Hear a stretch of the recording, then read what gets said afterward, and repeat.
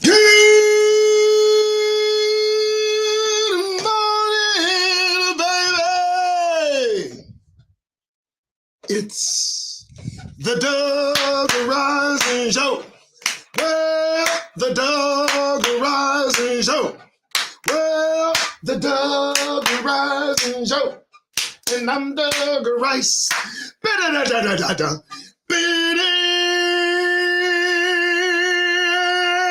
Okay, stop. You guys good? Okay. Hey, somebody peed on themselves. I'm satisfied.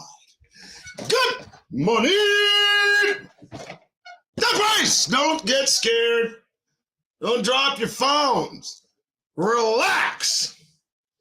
There's plenty of excitement to go around.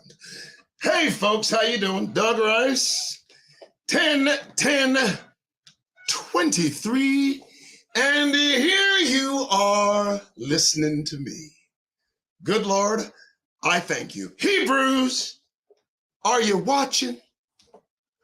What? I bet you're looking at the news now. Do they have your Negro attention? Do I need to mention?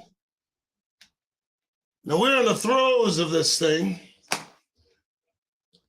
As it flows and it swings, all the woes it does bring. It is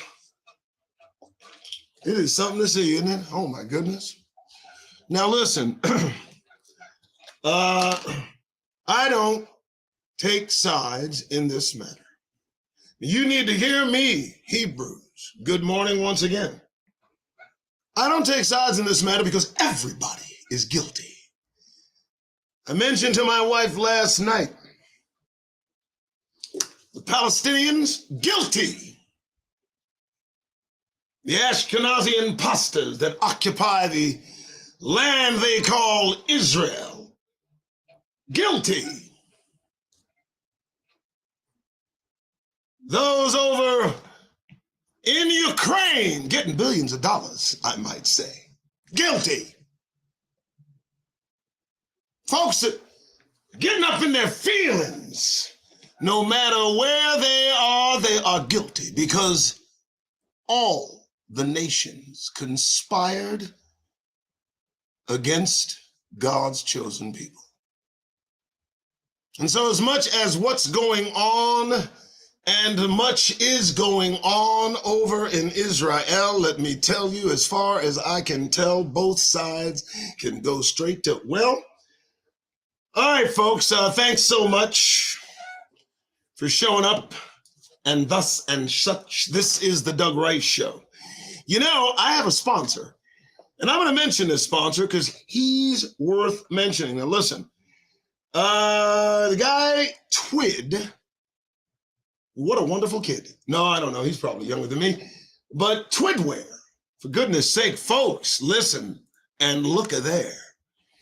Now, I've looked at this lineup closely, and I got to tell you, folks, it's mostly the best quality kind of material that I feel that I can get behind.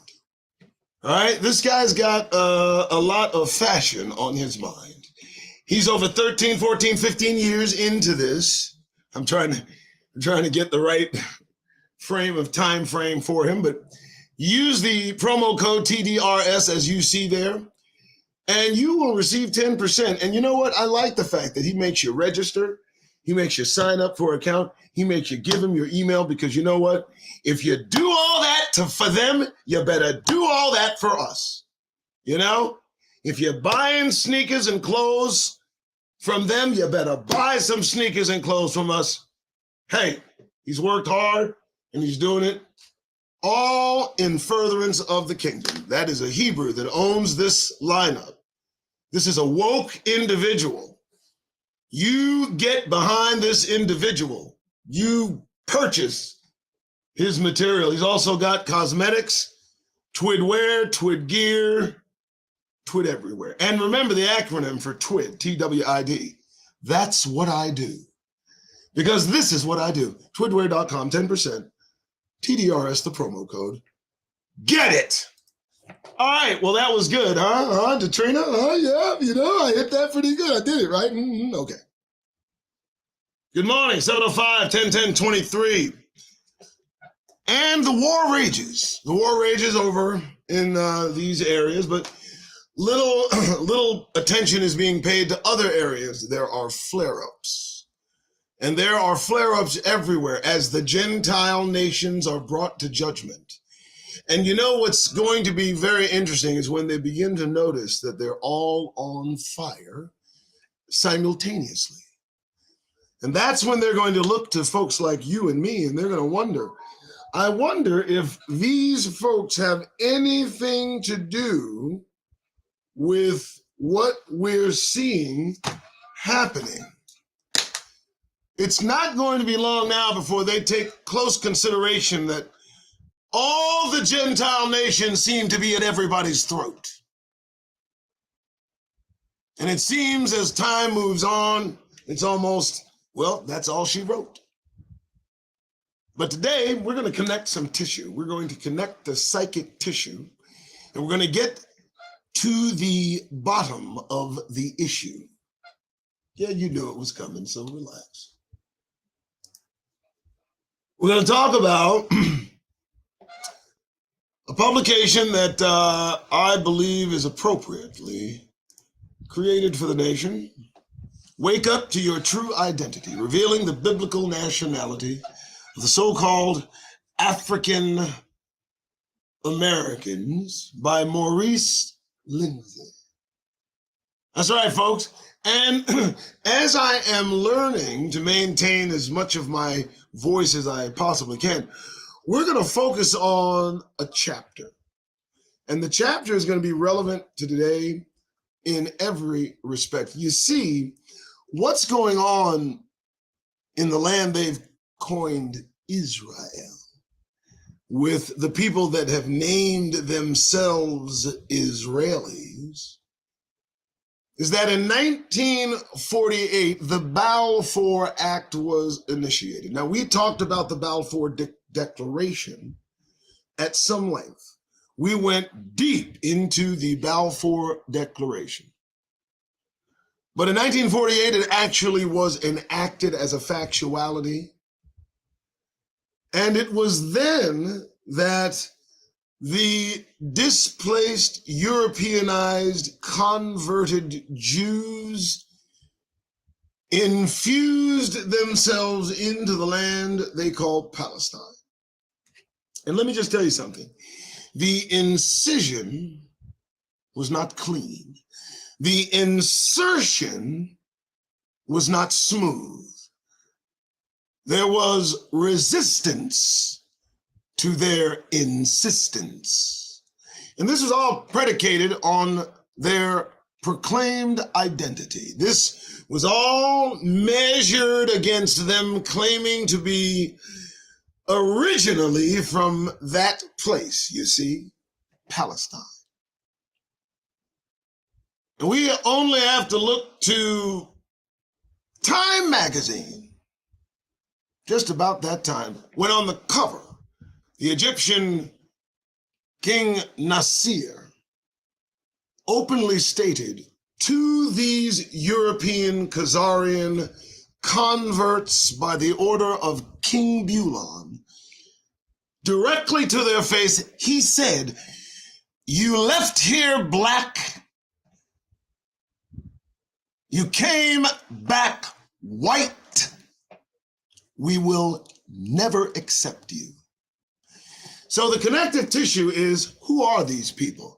Who are they claiming to be? More importantly, how does who they claim to be associate with Negroes? Well, we're going to find out. I'm going to invite you to like, subscribe, share, hit the notification button if you care. There it is, right there. My name is Doug Rice. This is the Doug Rice Show. And if you like what you see, well, just so you know, there's also the opportunity for you to support this effort. And below you see the mechanisms to do just that. I do appreciate your presence. It is early in the morning, but the history of knowledge is dawning. I just like it. I don't know. Leave me alone. All right, let's do this. All right, so wake up to your true identity, revealing the biblical nationality of the so-called African Americans by Maurice Lindsay. Now, this publication is available in Amazon, and it is well worth the cost. I have it in my library right up front, so it's never lost. All right, we'll stop. Okay, so we're going to go to the content. I want to focus on chapter 4, identity theft. But before we do, let's review. Of course, we have the preface, chapter 1, the Bible, a Black history book. All of us present know that the Bible is a Black history book, that it's a book on the history of the Negroes that descended from Abraham through Jacob to Israel to all the, it's just common knowledge. Chapter 2, African American or Hebrew Israelite. I opt for option 2. You can either call me a Hebrew, you can even call me an Israelite. You don't have to call me both, but okay, boom. Chapter 3, generational curses. We know Deuteronomy 28 stands at us. It's never too late to review that chapter and see the fate of Negroes who opt for laughter. You know, put it together, you do. Chapter 4, that's where we're going. Identity theft. You see, folks, a theft has occurred. Not just enslavement, but out and out theft, out and out robbery. A conspiratorial conspiracy that conspired against folks like you and me. It was a cacophony of caucasity. It was horrible in its brutality. But we'll get into that. Chapter 5, the restoration of a nation, and that is next on the agenda. That is what drives them mad, because they know what's coming next. It's those that know that are leading the charge toward their own destruction. And you need to understand, and I mean those that look at Negroes and look away, those that side-eye us nearly every day, those that smile at us in that certain way, those that never seem to be okay. Restoration of the nation is next on the agenda. We know this. And then the bonus, the restored names, epilogue, bibliography about the, of course, share the book. All right, let's take a look. Identity theft, chapter 4. Let's delve in this and see what's in store. Identity theft. I know your tribulation and your poverty and the blasphemy by those who say they are Jews and are not, but are a synagogue of Satan. Revelation chapter 2, verse 9. Let me tell you something about this verse, because it's an interesting verse that it's first. The ADL, along with Mr. Greenblatt, I talk to him now and again about this and that. He never responds. I just talk in one way, but you know, we'll see one day he might have something to say. That scripture right there is quoted in their lawsuit.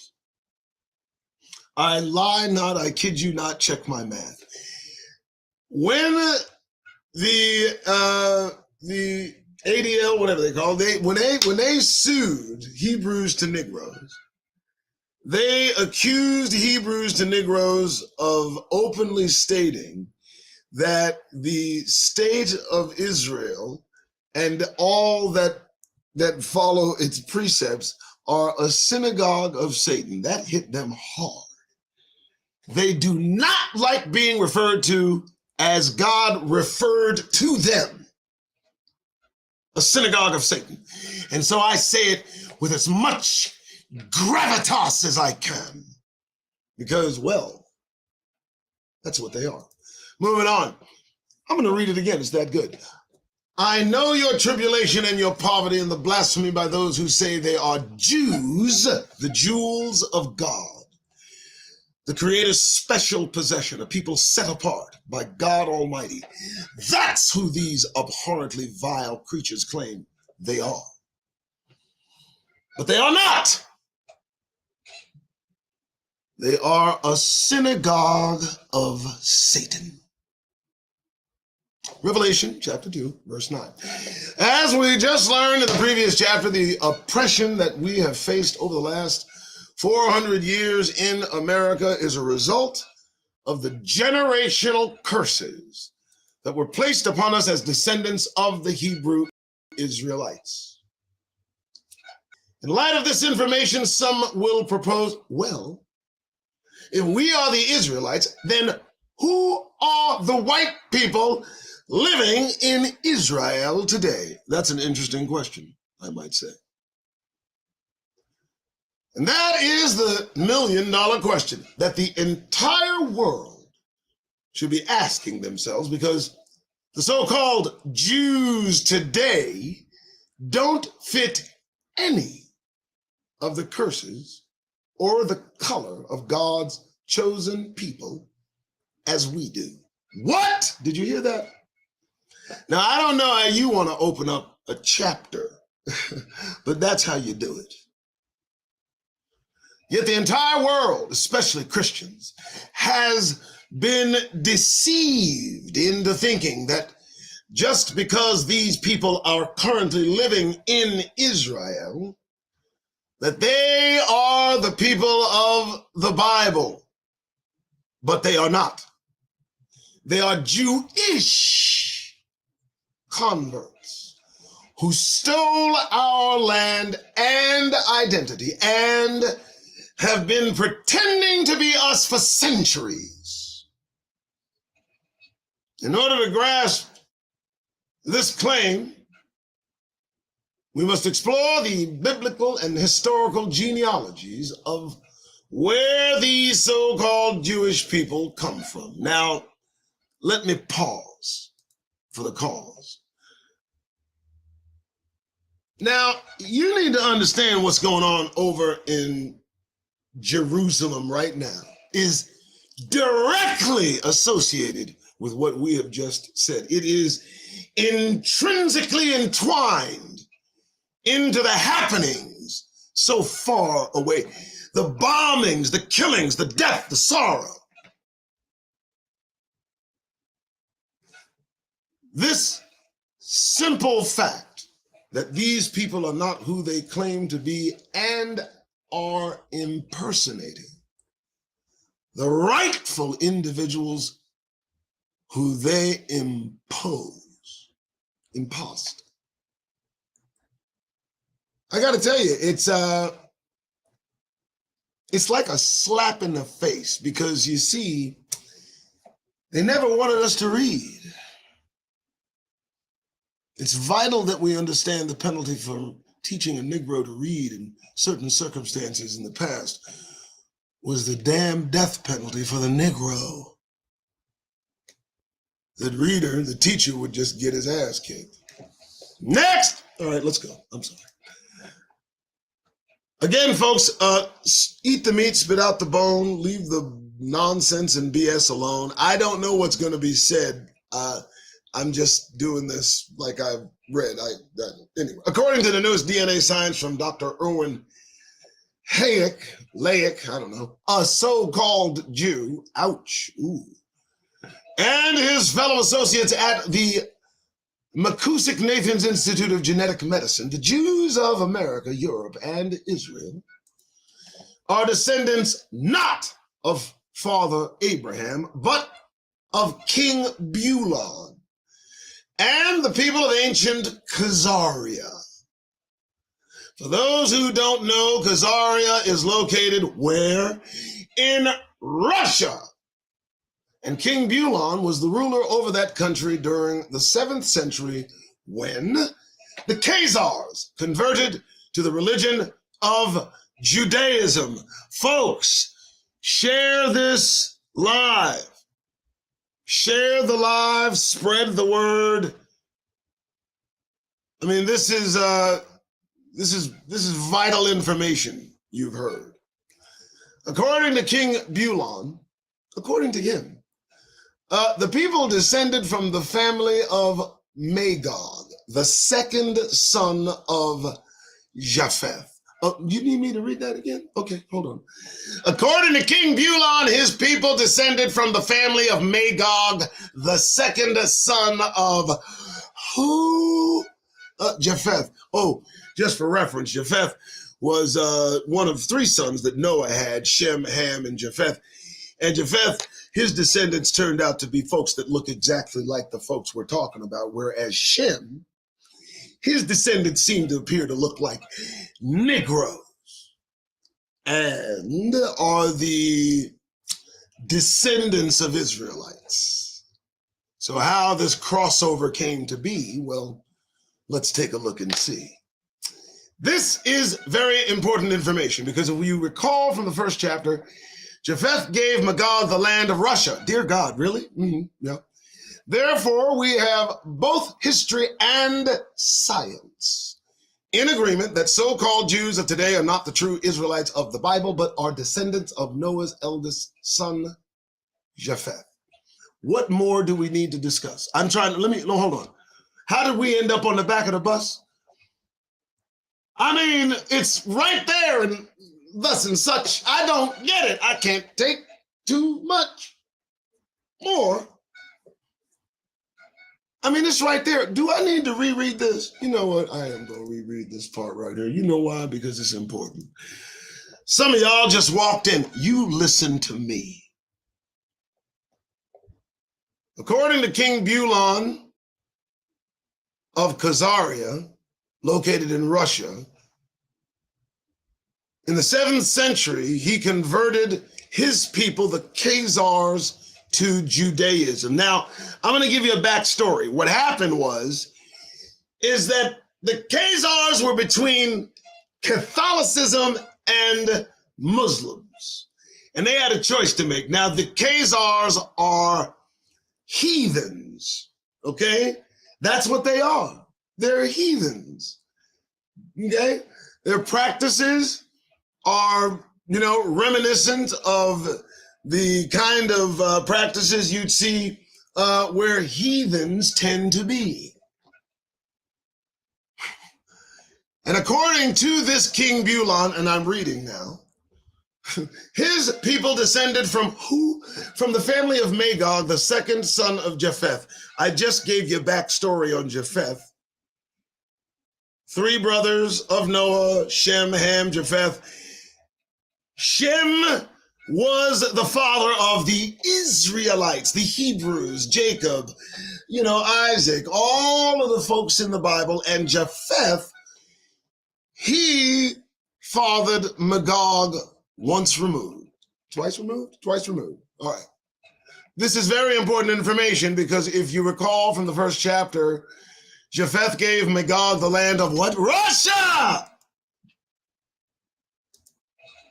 Therefore, we have both history and science in agreement that so-called Jews of today are not true Israelites of the Bible, but are descendants of Noah's eldest son, Japheth, who is now descendants from Russia.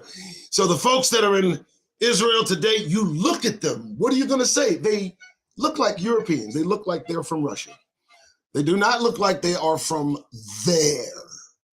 However, since the Jews of today are white, and we have already concluded that the children of Japheth were black, we need to discover how this skin transformation took place. Interesting, right in your face. As we embark on this discovery, I will need first to reveal to you where white people in general came from, in case you haven't realized it. The white or pink skin pigmentation that clothes Caucasian Europeans today is not indigenous to the Creator. Brown, what we now call black, is the color of the Father, and he made all his children brown just like him.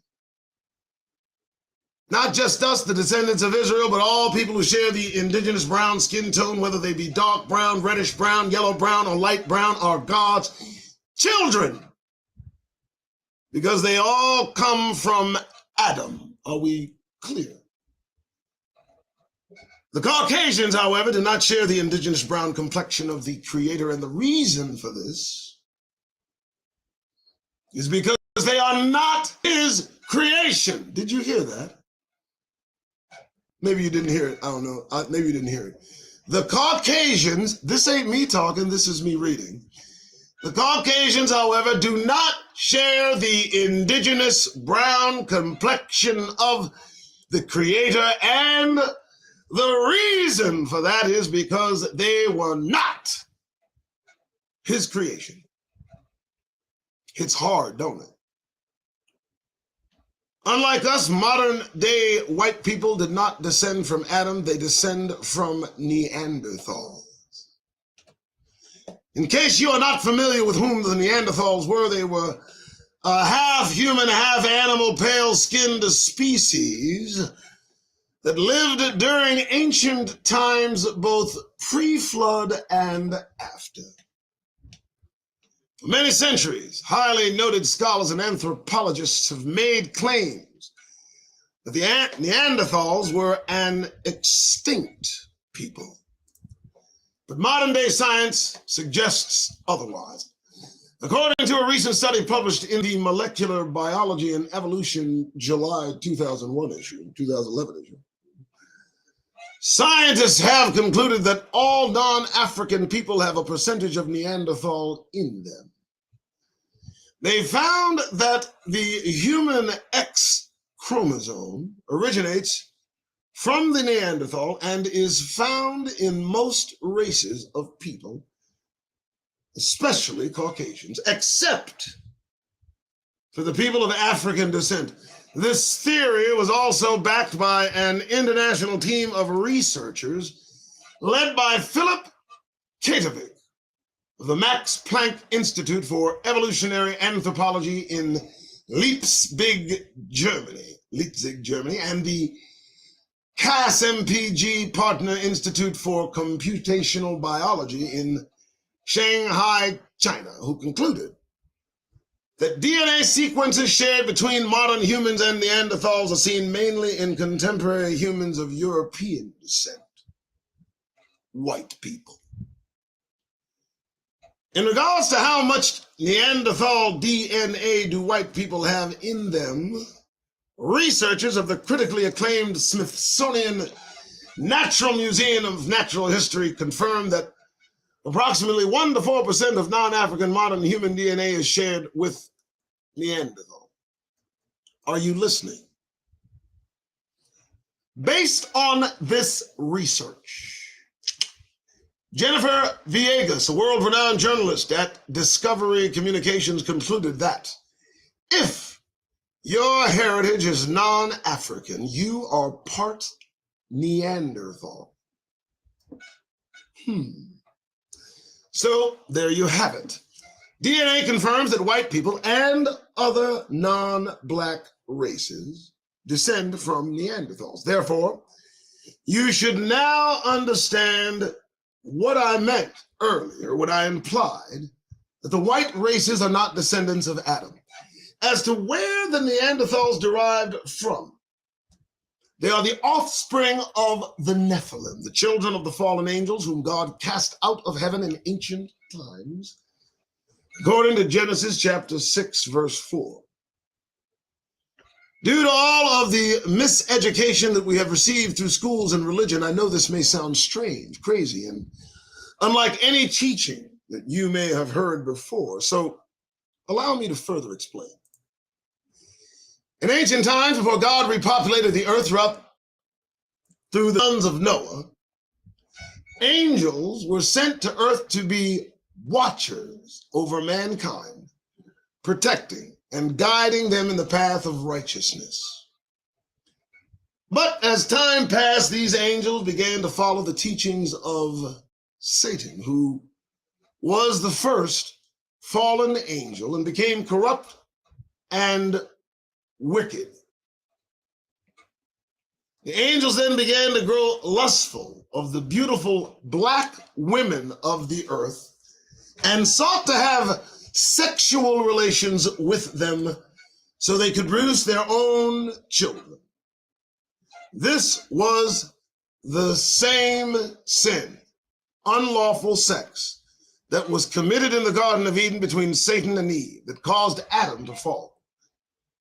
Despite God's warning to the watchers about the consequences of altering his creation, the fallen ones rebelled against the Most High and proceeded to have sex with human women. As a result, the women that they had relations with bore their children and produced a genetically modified offspring.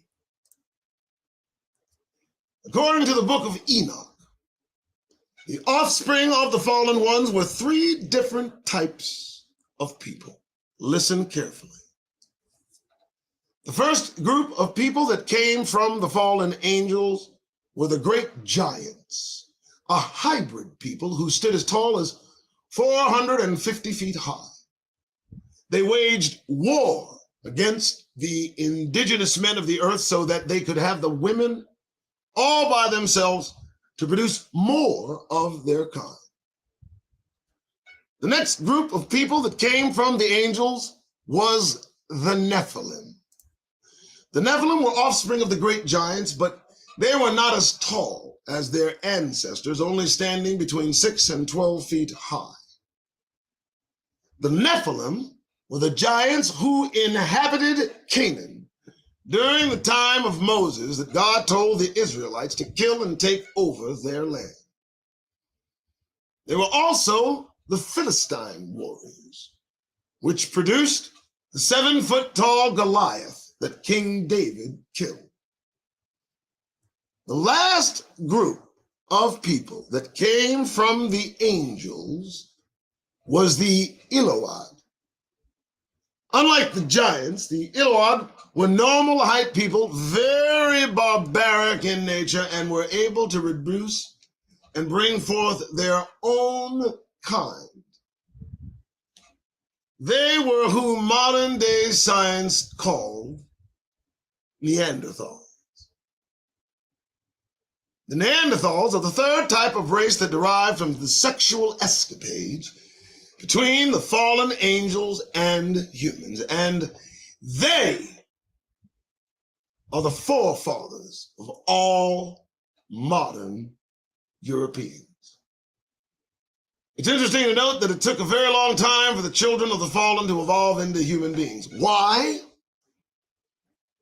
Because the first offspring came out about 90% giant, 10% human, but after centuries of mating with indigenous peoples, they went from 80-20, 70-30, 60-40, until they evolved into the human level that they are today. In regards to why they were pale-skinned and not brown-skinned like everyone else, it is because they are a genetic mutation. According to the scientists at Max Planck Institute, the Neanderthals possessed a mutation in the melanocortin 1 receptor, the MC1R, which is located on chromosome 1, and that this mutation caused them to carry phenomelanin, light melanin, in their skin, hair, and eyes, instead of the eumelanin, brown melanin, that we have. This is why the Neanderthals were pale-skinned.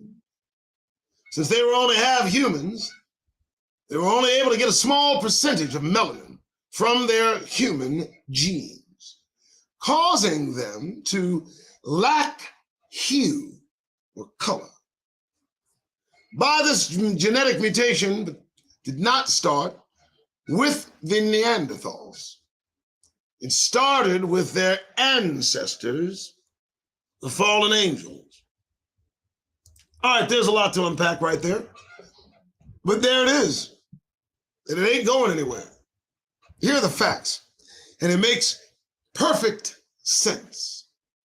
There are three types of fallen. I did not know. Well, if you just kind of break it down like a fraction and consider this overtly sexual interaction and, you know, I think it makes sense, right? First, there were huge giants, and we've seen evidence of these huge beings that they've attempted to cut up from anyone seeing. The Smithsonian Institute in the 1800s went from place to place trying to maintain secrecy regarding the evidence that was right in our face. And I mean, those giants, I believe, were type 2. The giants that we're talking about can be as big as mountains, okay? And they have those too.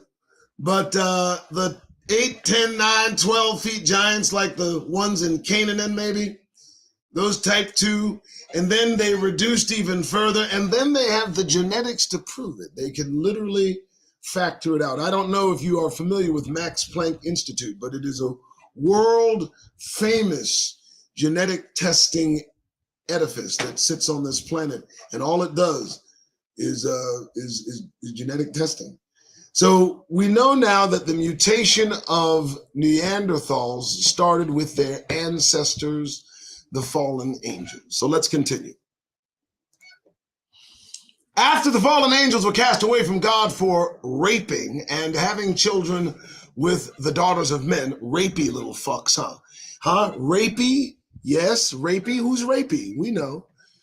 Both they and their children, the Nephilim, were immediately struck with leprosy, albinism, or pure white skin. This is why there are so many hieroglyphics on the walls in Egypt today from ancient times depicting tall whites, because those were the Nephilim. The evidence of this can be found in the Bible by tracing the lineage of Canaan near Egypt, who had many descendants end up being tall white giants as a result of having relations with the Nephilim. This is why God commanded the children of Israel to go and kill all of the Canaanites, because they were contaminated with the seed of the fallen angels, and God didn't want the same to happen to the Israelites when they were to enter into the promised land according to Deuteronomy. Now let's talk about history repeating itself, shall we, brothers and sisters? It's real easy. The Creator rid the world filled with hybrid beings mixed with angels offensively and unsanctioned by the Creator. And the Creator wiped out these rather large giants, done away with them, and that wasn't done. That wasn't yet. In Canaan, they had giants infecting the land, meant for our ancestors, and we had to clear that land of the infection of the mixture of Nephilim or the fallen. And even today, if we're looking at how this is all going to go away, we have to look very soberly at the facts.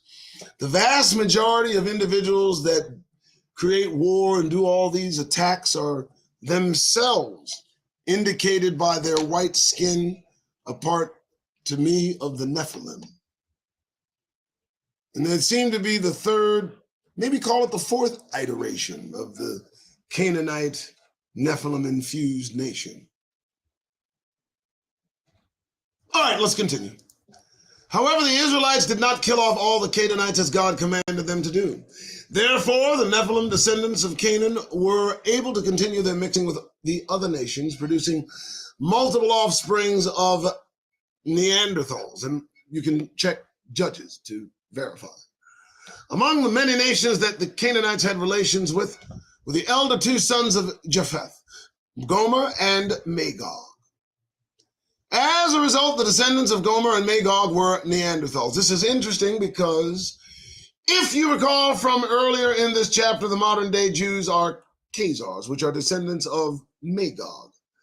This has been confirmed by DNA, the Bible, and this putrid Jewish Talmud. As much as information as the Talmud contains, it is a vile book. I will tell that. Therefore, we can conclude that the modern day Jews are not descendants of Abraham, and that the scientific DNA testing, which suggested that all modern day Europeans are from Neanderthals, is true indeed.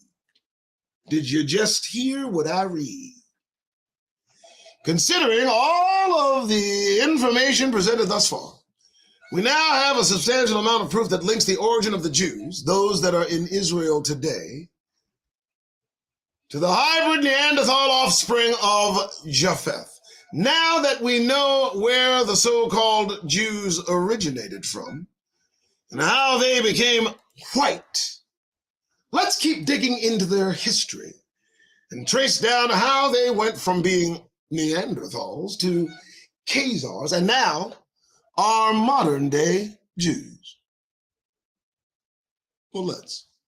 From Khazars to Jews. In ancient times, the Neanderthals were known to the world as barbarians. You remember the movie Conan the Barbarian? He was portraying Khazars. And if we remember Conan the Barbarian, if I might stop for a moment, what did they do? They worshipped snakes. They worshipped Crom, similar to Baal. Who knows what their worship was? But if we check out barbarians, we check out Germanic tribes, this is where the descendants of these folks reside. All right, I'll continue. The reason is because they were very warlike and animalistic in nature and caused havoc to all of the indigenous villages they would migrate to. In his work, The Origins of the Barbarians, historian Simba Jamal wrote that they fought, killed, and burnt all the people and villages they ran into. They even roasted the bodies of their victims and ate them. Oh, how pleasant. For this reason, all of the indigenous populations during ancient times sought to capture and exile the barbarians thousands of miles away to keep them from destroying their civilizations. The ancient black historians of the Greeks, Romans, Chinese, Moors, and Egyptians all wrote about driving away the Neanderthals, known back then as barbarians, to the caves of the Caucasus Mountains. Hold up now. What was that? Oh, wait, I think we missed that. Y'all better hear me. Now look. Now look. They're going into slavery. Now, you better hear me, the typical average everyday white dude that associates himself with these Neanderthals' descendants are going into slavery. And why are they going into slavery? Because they are the distinct and unique group of Neanderthal descendants that these other nations have had to deal with before. They have corralled these individuals up near the Caucasus Mountains, is the truth being told today. This is why they want so desperately to be associated with a special and anointed people, a unique and set apart of people like Negroes, because they are so far removed from humanity. Humanity tried to remove them to maintain their sanity. Let's reread that one more. The ancient black historians of these people, now you need to hear this. The ancient black historians of these people, all of the indigenous populations during ancient times sought to capture and exile the barbarians thousands of miles away to keep them from what? Destroying their civilizations. And what have they been doing? They've infected their civilizations with their lightened skin color and have tried to destroy them from within. And all of the nations that got together to enslave us, do you know what they did? I'm gonna just tell you, they exposed themselves. We were the only people that were a block between the Neanderthals and the rest of the world. Listen carefully, folks. The ancient black historians of who? The Greeks, the Romans, the Chinese, the Moors, the Egyptians, all wrote about driving away the Neanderthals, known back then as barbarians. And where did they drive them? To the caves of the Caucasus Mountains. The Caucasus Mountains is a mountain system in Central Asia between the Black Sea and Caspian Sea, where mountains ascend over 18,000 feet. To prevent them from escaping, The first century Jewish historian Josephus recorded in his writings, The Jewish Wars, that the Greeks under the rule of Alexander the Great used iron gates to close up the mountain passes so that the barbarians could not be entered into the civilized world again.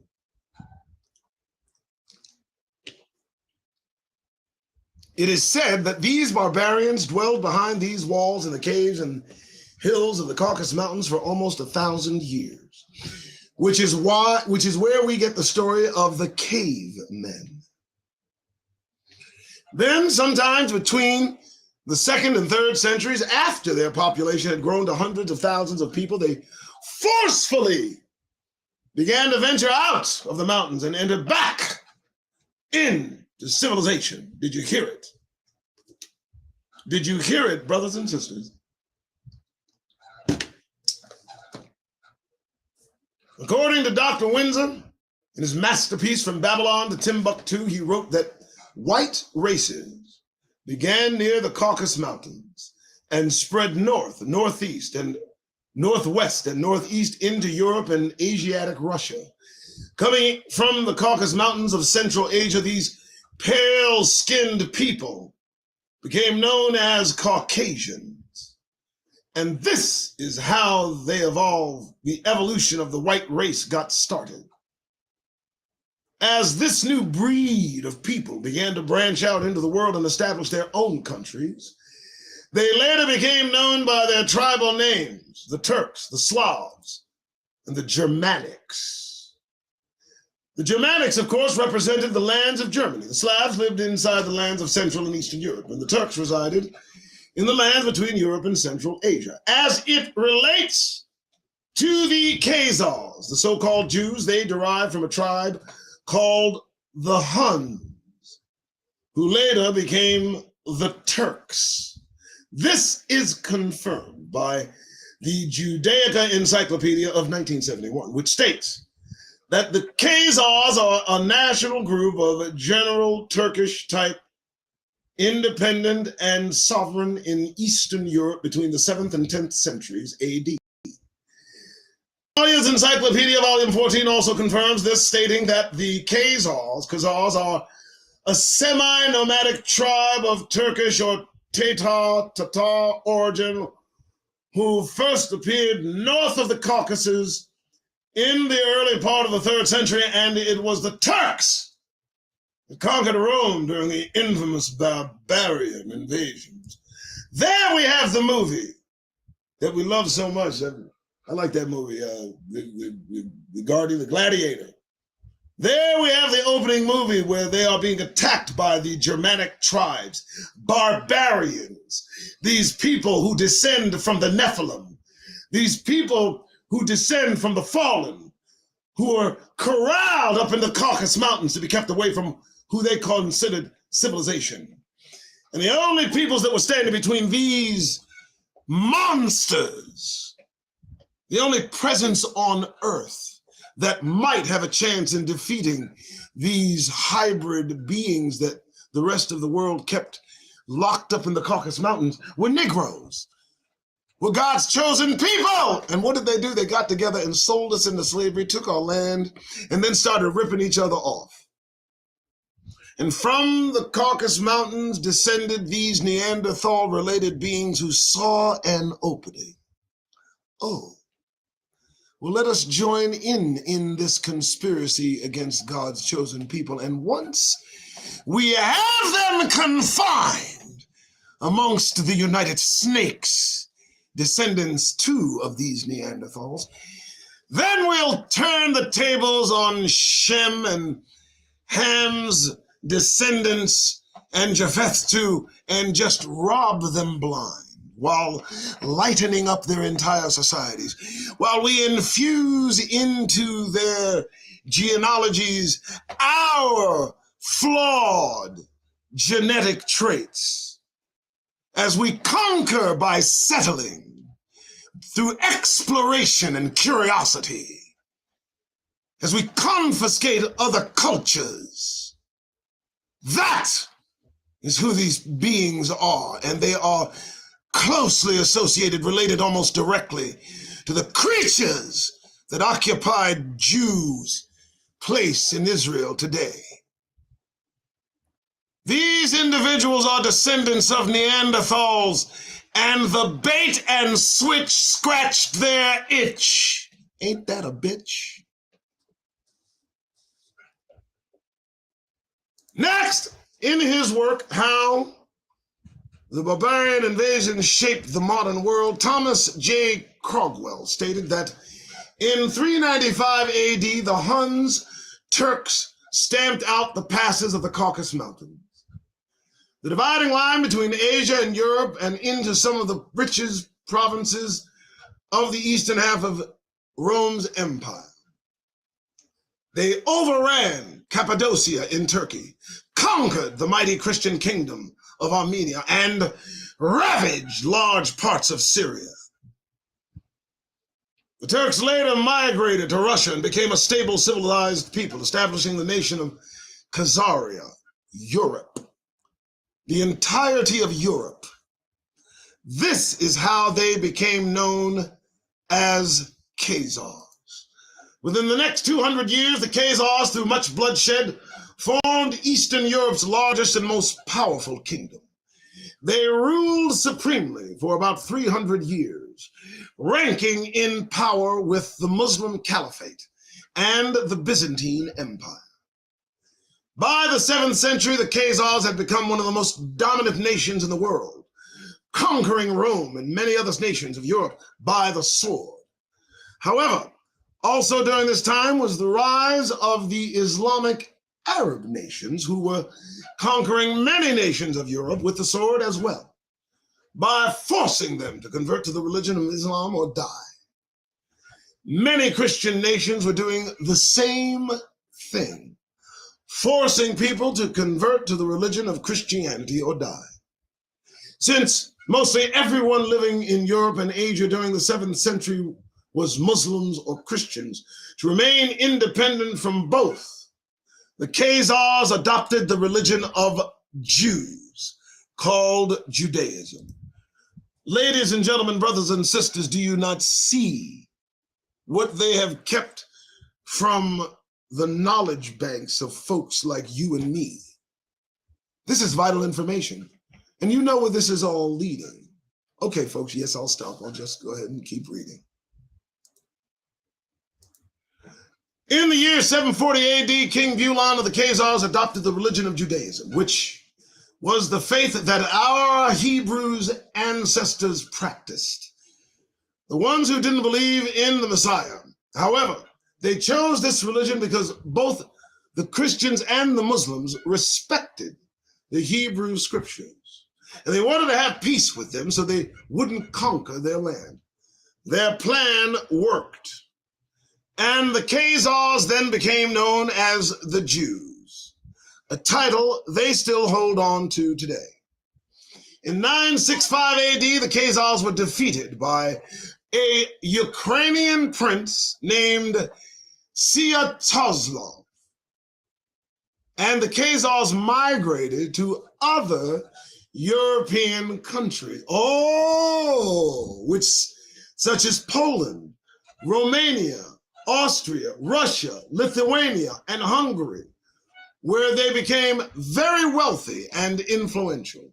Centuries later, during the time of our ancestors' slavery in America, the British promised to give the Khazars the land of Palestine as their new homeland if they could convince the United States to join them in the war against the Germans. The U.S. accepted and joined in the war with the Khazars against the Germans in the year 1917. That was fast. We're going to do that again to make it last. In 965 AD, the Khazars were defeated by who? Ukraine. Okay, that sent these future Jews, these present-day Jews, these current Jews throughout Europe.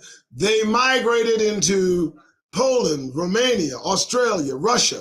So the Khazars became Ukrainians by defeat. The Khazaric king, King Bulon, let me put this together for you.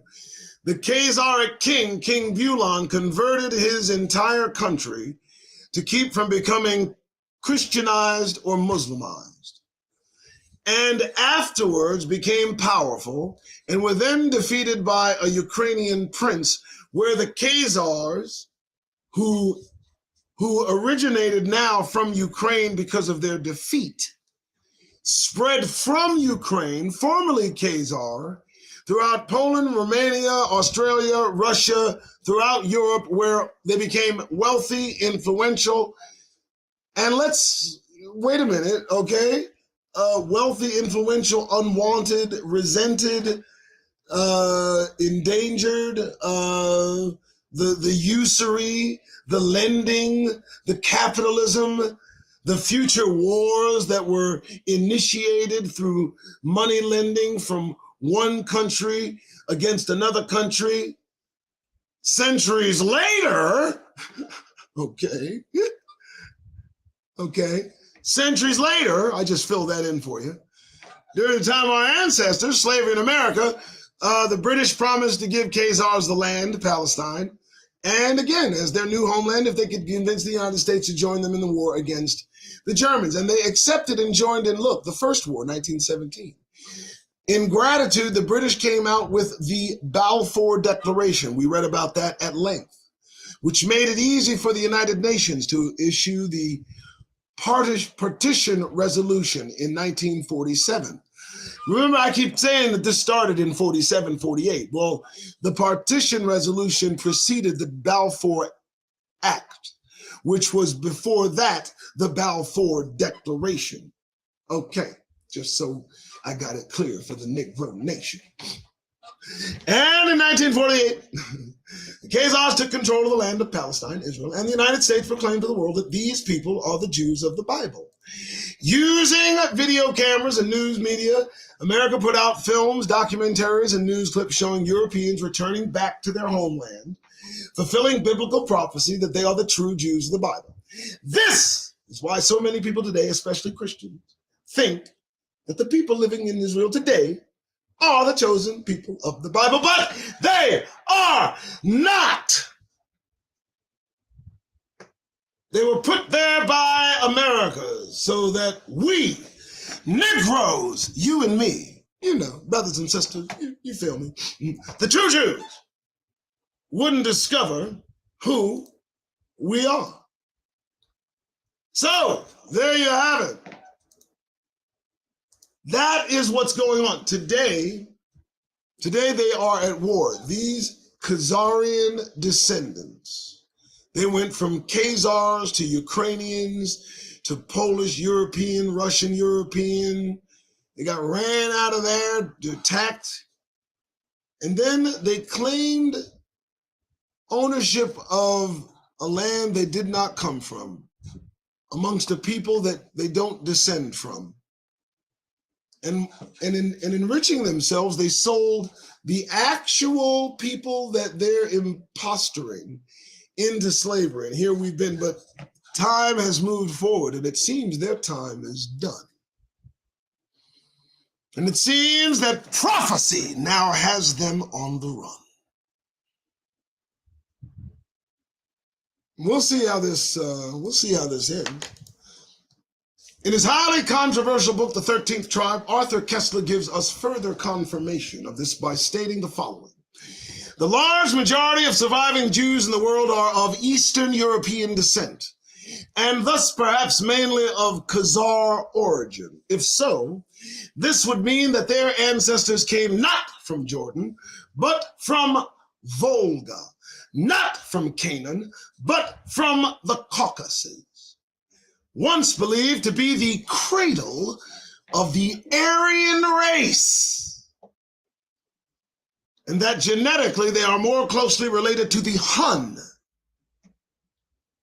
the Ugai, and the Magyar tribes. I couldn't pronounce Ugai, I'm sorry.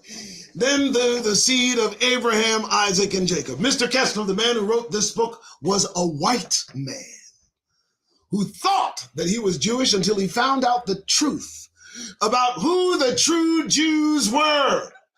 Once he discovered the truth set him free. I'm just kidding. Sorry, I just had to do that. No. Once he discovered the truth, he published this book to inform the masses of the deception that America and the powers that be have implanted in our minds. Consequently, Arthur Koestler and his wife were found dead in their homes a few years after publishing this book. You hear that? The police labeled it a suicide, but it is believed that the government hired someone to kill them. I believe the latter. However, Mr. Koestler is not the only public figure to speak out against the true identity of the Khazars. There have been many scholars, professors, and historians to speak out against the Khazars over the past decades. Founder of Ford Motor Company, Henry Ford Sr., stated in his work, The International Jew, that the Jews are not the chosen people, though practically the entire church has succumbed to this propaganda which declares them to be so. George Friedman, in his book, The English People, stated that the Europeans claiming to be Jews are nothing more than Hebrew-speaking Gentiles. The late Egyptian Gamal Abdel Nasser stated publicly on a television interview in 1952, oh my goodness, really? You, the current Jews living in Israel, will never be able to live here in peace because you left here black, but you came back white. We cannot accept you. And the list goes on and on to the break of dawn. Okay. In light of all this information that has been presented so far, we can easily conclude that the people living in Israel today are indeed the Khazars. After reading the historical accounts of the Khazars that I presented to you so far, you, Negroes, you, brothers and sisters, you should now be able to understand the biblical prophecy of Revelation chapter 3, verse 9, which states, I know thy works, and tribulation, and poverty, and I know the blasphemy of them which say they are Jews and are not, but are a synagogue of Satan. I'll land right there. I thought that was okay. Yeah, that was all right. Yeah, it was good. I'm going to leave it there. All right, so look, folks. I'm going to continue that because you know there's only 3 more pages. I'm not done. In this verse, the Most High is prophesying to our brother John, giving him a future tense revelation, confirming that he knows exactly who these people are.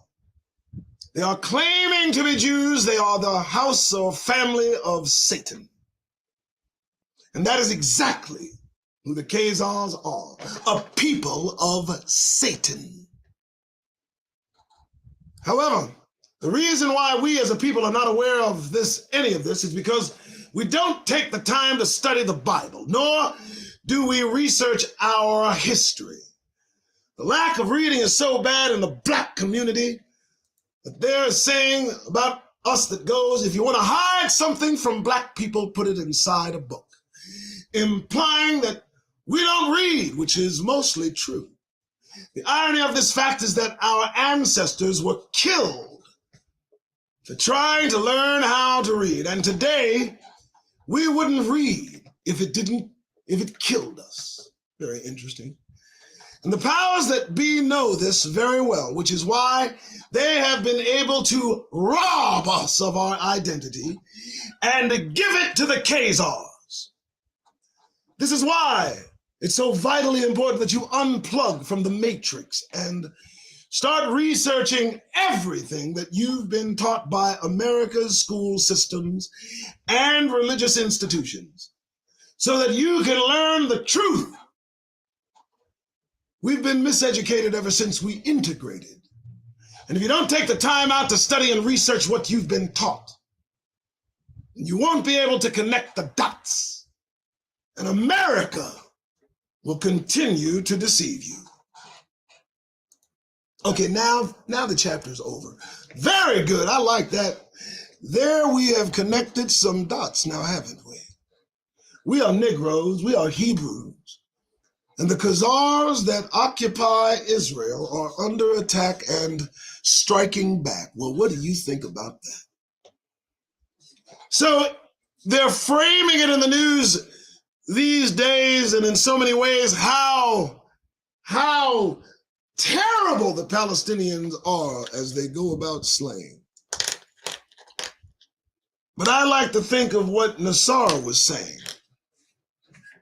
You left here black and you came back white. They'll never accept you there, not morning, day, or night. Well, I'll just put that in there. But their time seems to be coming to a close. It seems that we are living in the prophetic times which calls for the Gentiles to be removed from their false position. And imagine how they've enriched themselves playing on the guilt of the Holocaust, where they claim 6 million Jews perished. I set that number against the number of Negroes, descendants of our ancestors who were murdered during the transatlantic slave trade. Something conducted by Khazars. And I don't think much of it. And I don't think much of today. Today, well, what can I say? They are doing what they're doing. And the Palestinians, they'll probably run. I gotta say that they're gonna F around and find out. But I'm on neither side because all sides conspired against us to accomplish what they're going through now. And there has to be the connective historic tissue that we can research somehow. And that we've done.